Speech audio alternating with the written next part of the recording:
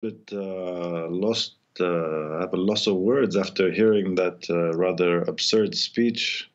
It starts off by saying there's been no progress in peace, therefore let's recognize Israel's capital. I don't know what's the relation between the two subjects.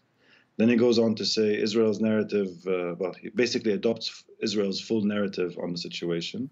Then he upgrades Israel and says, instead of Israel's always claimed to be the only democracy in the Middle East, now he's saying Israel is one of the best democracies in the world.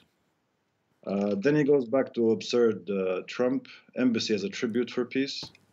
And then I guess, more absurdity by having probably the largest signature I've ever seen in the world being signed by someone. But Francois, the question that do you hear me? Yes, loud and clear. Do you hear me? Hello? Okay.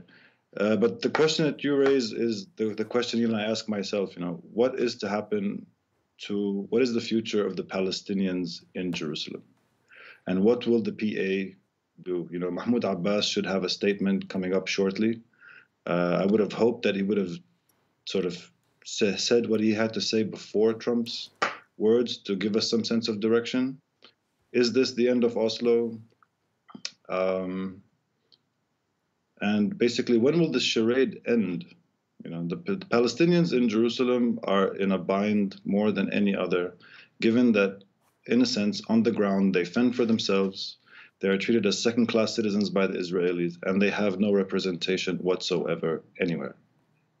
So the status and the well-being of the people in the city is, for me, the first and foremost question to be addressed, being one of them myself as well.